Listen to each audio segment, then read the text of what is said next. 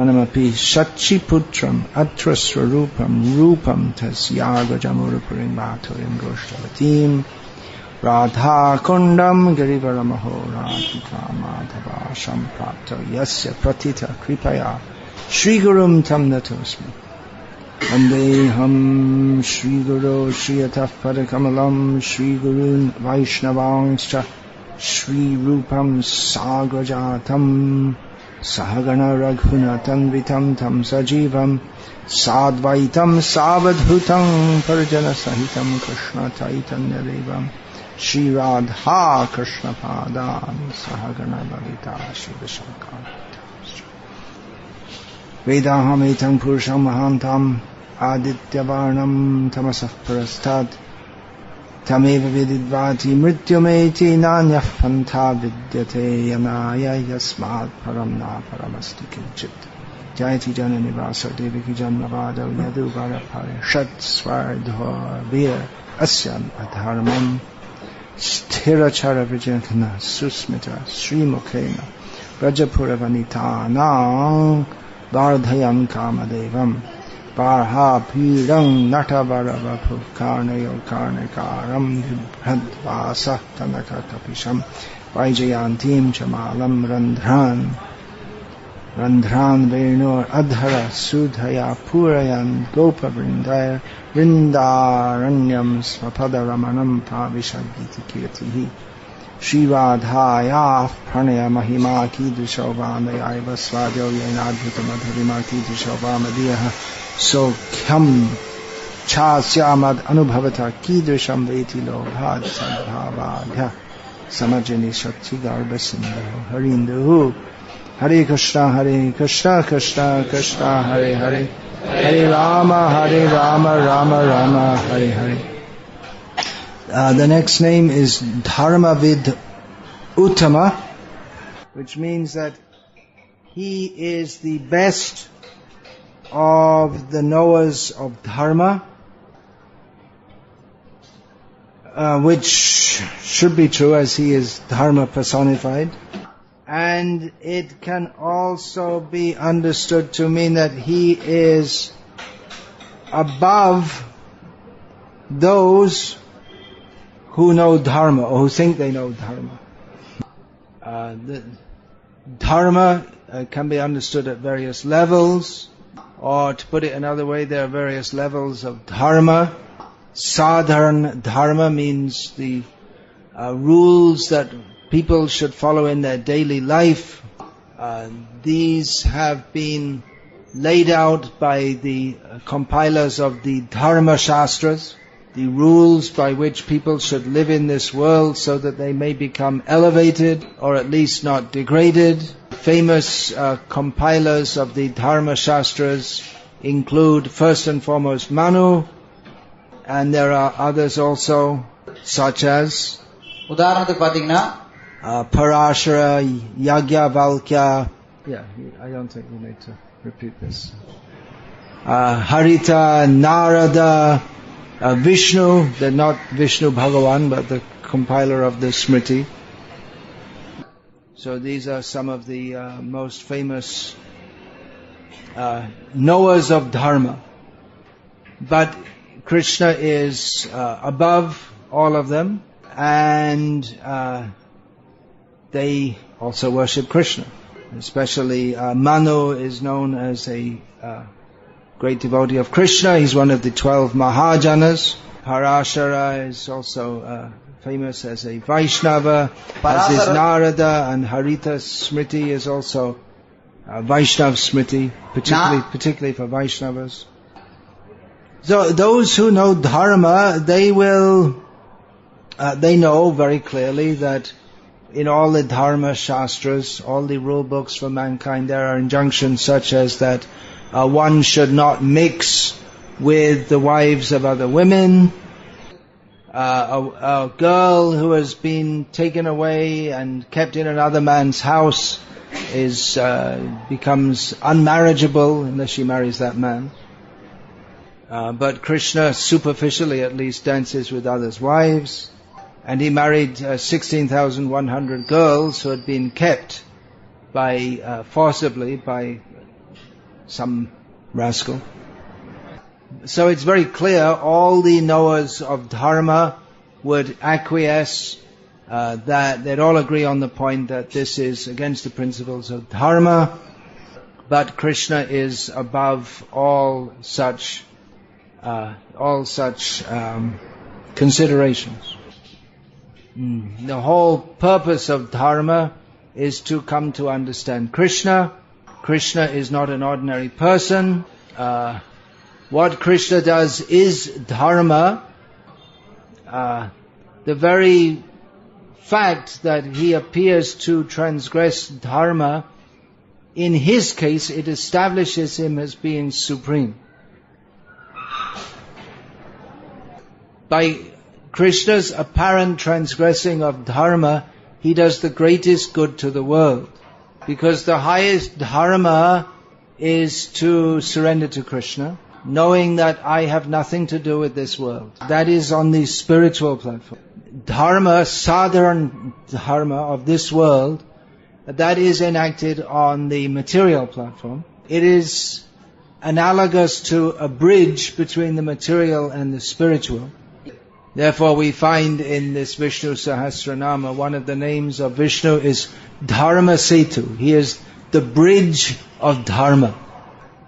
If anyone breaks the rules of Dharma in this world, ordinarily, they do harm to themselves and others. But by Krishna associating with his energies, again he is Shakti Matam Ashreshta.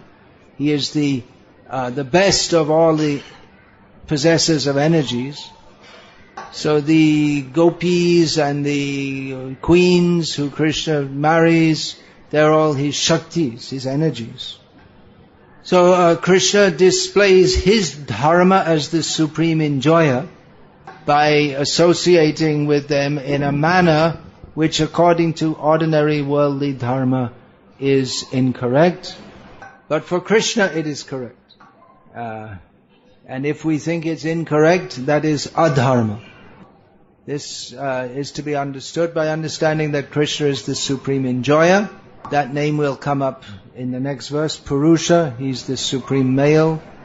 None of this can be understood from the material platform. Therefore Krishna is Dharmavid uttamah. He's beyond the ordinary platform of understanding what is right and wrong. This doesn't, again, this must be stressed, this doesn't mean that Krishna is just some rowdy or someone who just does things wrong just to show others that he can do whatever he likes. It's a completely different understanding. Krishna speaks Bhagavad Gita. This is a discussion of Dharma. Arjuna thought he was Dharmavid uttamah. He thought he was competent to instruct Krishna in Dharma. But Krishna showed Arjuna that Arjuna didn't know what he was talking about. What Arjuna said was quite appropriate according to the ordinary understanding of Dharma. But the real understanding is that everything in this world is temporary and ultimately of no meaning.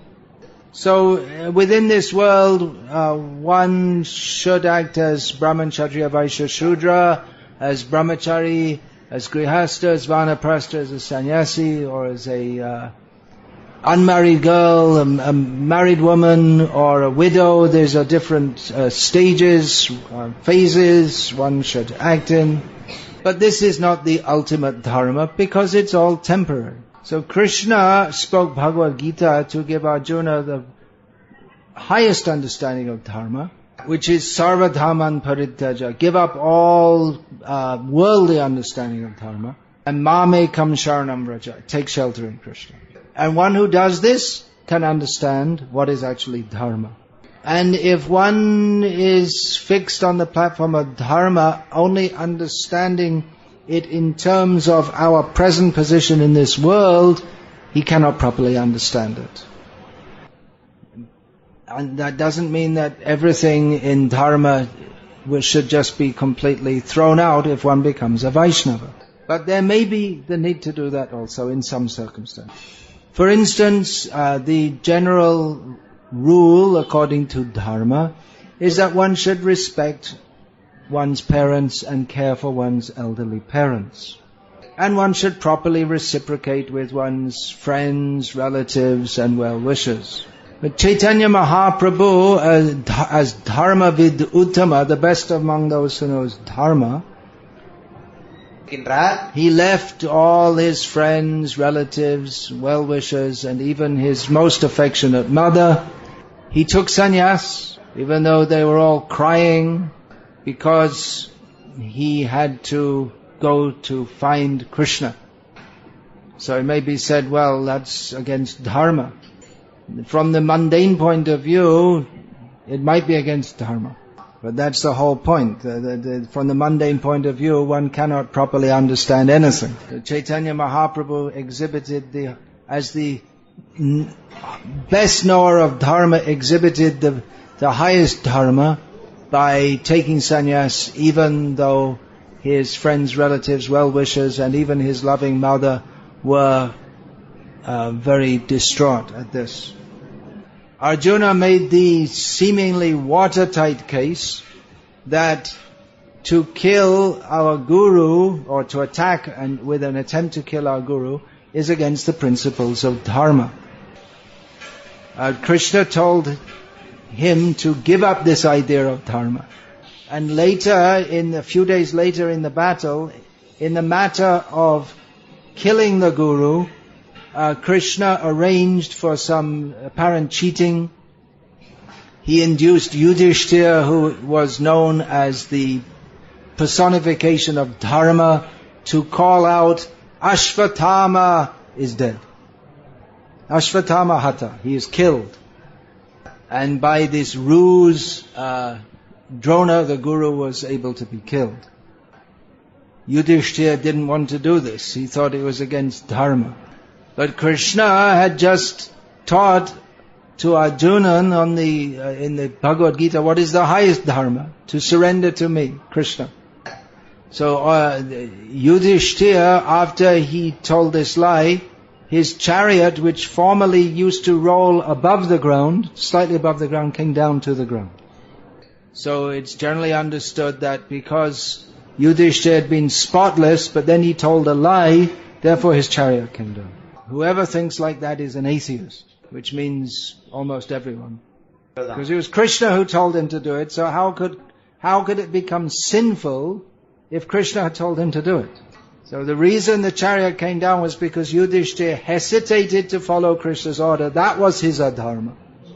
So those who are Dharmavid Uttama, those who are above the ordinary platform of understanding Dharma, they give many explanations which to people may seem rather strange or even convoluted, or what's the word, convoluted, they're, I just can't remember the word now, they are strained, like they're trying to procrastinate, trying to fit something in, but actually they're the right explanations. Contrived, that's the word. Similarly, there's the story of Ekalavya, who was refused to be a student by Drona. So he worshipped a form which he had made of Drona and practiced archery. So one time when Drona with his pupils were in the forest, their dog was barking. The dogs go hunting, they take dogs for hunting. When suddenly the dog was silenced by a rain of arrows which went through and sealed his mouth up like sewing. An incredible feat of archery. So the spectator, Drona and his pupils, was very surprised to see this. And such bowmanship means that there's someone at least as good as Arjuna. And Drona had blessed Arjuna that there should be no archer as good as him in the world. Then they saw who had done this, Was a nishad, that means a jungle dweller, of the very lowest category, practically not even considered human beings, subhuman. Nowadays you're not allowed to say such things. But he was all dirty and, very low class person. This was Ekalavya. So Drona asked him that, how have you become so expert? So he said, by worshipping you and practicing in front of the statue of yourself, I've become so expert. So then Arjuna, he asked Drona that you tell him, now you should take Guru Dakshina to give his right thumb. So at Arjuna's instigation, Drona said, okay, you take me as your Guru, then give me Dakshina, give me your right thumb. Without any sign of regret, Ekalavya immediately, smilingly cut off his right thumb and presented it to Drona. Which means that without the right thumb, no, you can't be an archer of this. Your archery skills would be greatly reduced. Practically, you need the thumb to hold the back part of the arrow on the bow and pull it back. You need the right thumb. So that means his skills were instantly curtailed. Now generally it's understood that Ekalavya was a great disciple because he became so expert by worshipping his Guru, and then he gave to the Guru what was most valuable to him. Just at the request he gave it. And generally it's understood that Arjuna was jealous of Ekalavya. This again is atheism.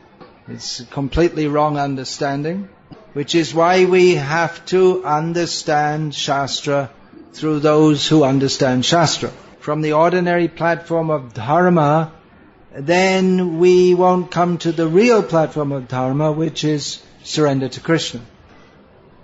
Arjuna, he wanted to curtail Ekalavya's powers or abilities, seeing that Ekalavya had acquired them illegitimately. For whatever reason, Drona had rejected Ekalavya to study with him as a disciple. But illegitimately, without the consent of Drona, then Ekalavya said, well, anyway, I'm going to have him as my Guru. So if you think you can get the Guru's mercy by disobeying the Guru, then this upsets the whole principle of Dharma.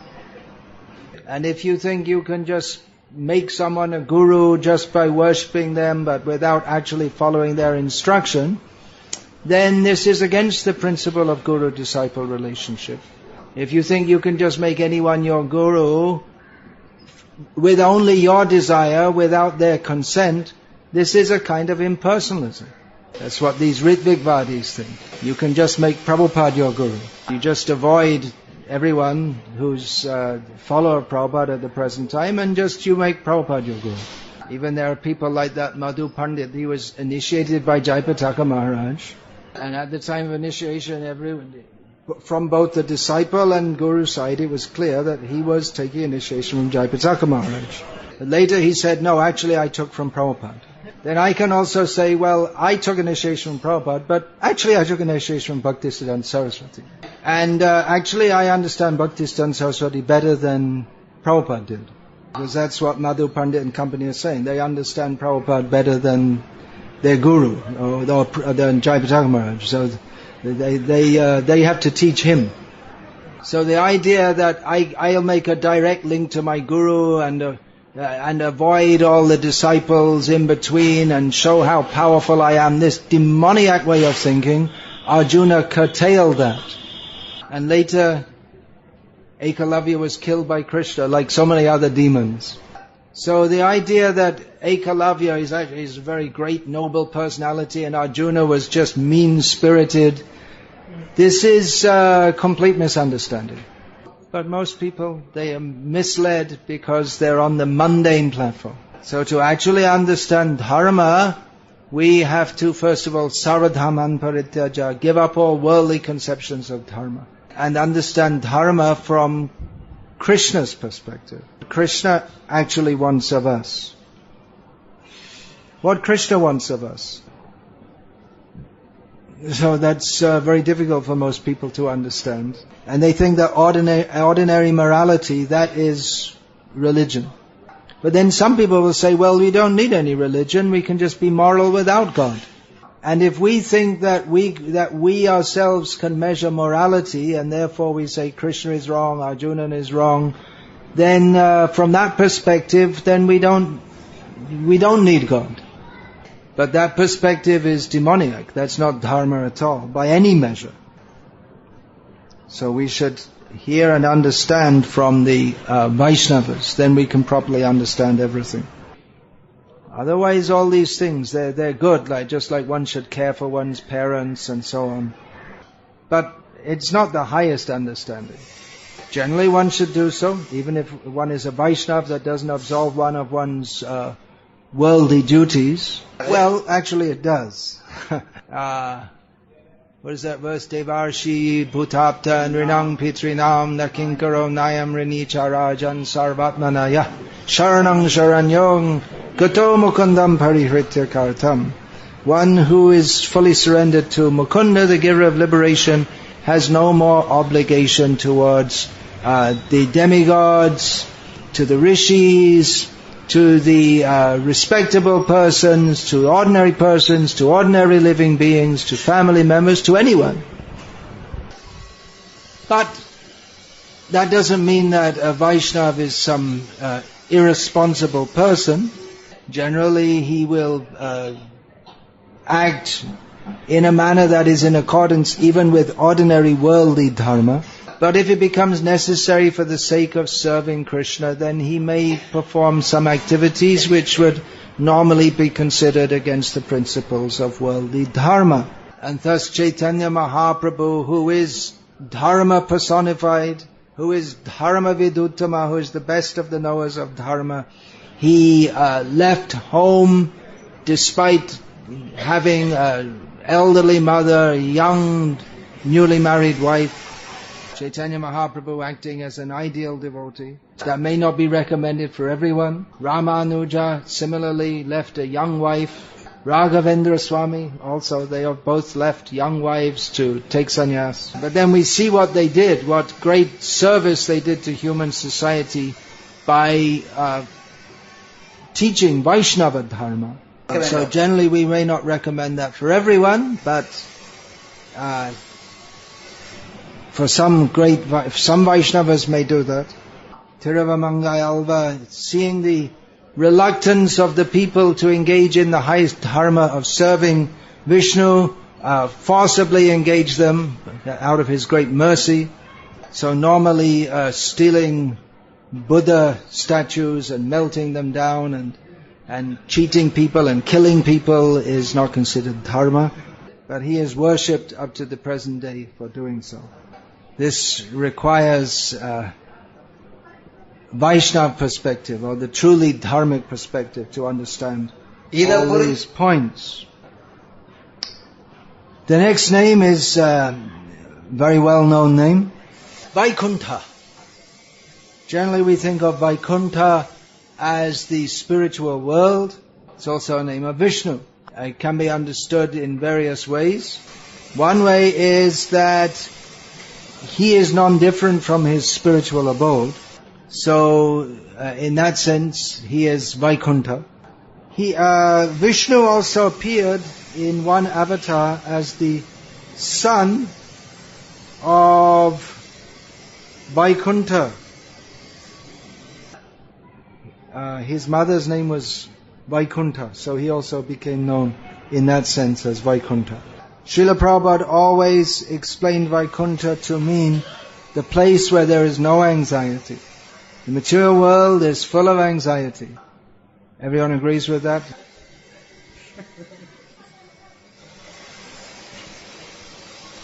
No problem. That's people say, no problem. They've got so many problems. They say, no problem.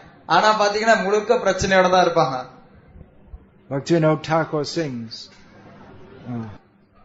Atma nivedana tuapade kare hoinu parama shuki dukkha dure gelo chinta na rahilo chodike ananda deki. He says that praying to Krishna, I've surrendered at your lotus feet and become supremely happy. All my distress has gone far away. No more anxiety. In all directions I simply see happiness. This is the Vaikunthah atmosphere, a Vaikunthah feeling. No anxiety. That is only possible at the fearless lotus feet of Krishna. Otherwise this world is the world of fear. If we surrender to Krishna, we become free from all fear. The commentators, they mostly explain this name to mean he who removes the obstacles to being linked with him. Generally we think of Ganesh as being the remover of obstacles, but by removing obstacles on the path of material happiness, he or we collaborate with him in making obstacles on the path of spiritual consciousness, Krishna consciousness. So what is separating us from Krishna is our attitude of non-devotion. So we take up bhakti sadhana to become purified, and Krishna helps us. The obstacles to becoming Krishna conscious are Kam, Krodh, Lobh, Moha, Mada, Matsaya, all these bad qualities. By taking shelter of Krishna, we become free from all these bad qualities. People who try to get rid of these bad qualities but don't want to surrender to Krishna, they can never be successful. Because the root of all sin is the desire to be separate from Krishna, or the lack of desire to serve Krishna. Another commentator explains this to mean that he who removed the obstacles to the creation of the universe. All the ingredients were there, but to bring them under control. Otherwise, if they're just all there and they're just all reacting away, no, they have to be brought under control. Some people accept that the current prominent explanation of scientists of the origin of the universe, that there was a big bang and then everything fell into place. But they say that, well, God, He put it all in place. So that's also one explanation, that the material ingredients by themselves, they don't work. They require a controller to put it all together. And the next name, Purush, fits with that also, Purusha. As we see in the Purusha Sukta, the famous part of the Rig Veda, that all the ingredients of the universe, along with their controlling deities, they entered, but still the person, the massive, this is all allegorical language, the things, it didn't work until the Purush, until Vishnu entered, the whole, even the universe remained supine. So he brought all the ingredients together to work together, and therefore he's called Vaikunthah. And there's evidence from the Mahabharata concerning that. All the points which the commentators make, they support it with quotes from Shastra. Sri Vaishnava commentators also give evidence from the Divya Prabandha, which they of course understand to be Shastra, the essence of all Shastra. Another explanation, not only does he remove obstacles, but he is one for whom there are no obstacles. There's nothing that can stop him. Everything is completely under his control.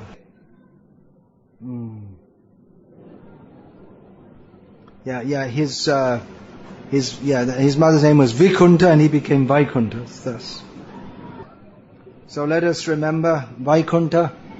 He removes all the obstacles on the path of devotion. As we see in the lives of so many great devotees. It may seem sometimes that He gives us obstructions, but we should understand that His will is supreme. Whatever He ordains is ultimately good for us. So let us always remember Vaikunthah and worship Him. Vaikunthah nama grahanad asheshogam. What is it? Udanvati last line. That by accepting, literally accepting the name of Vaikunthah, unlimited sins are destroyed. So we have the 1,000 names of Vishnu.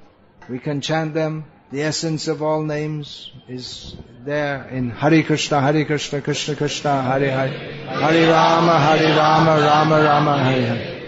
Simply by chanting, all sins destroyed. Hare Krishna, Krishna Krishna, Hare Hare, Hare Rama, Rama Rama, Hare Hare. And even better, one awakens loving feelings for Krishna. So we can discuss the various qualities of Krishna, get some little glimpse of His great qualities that by which He is to be understood to be the Supreme Personality of Godhead. Yeah, Parama Purusha. You translated that as Parama Purusha. And the next name we have to discuss is Purusha.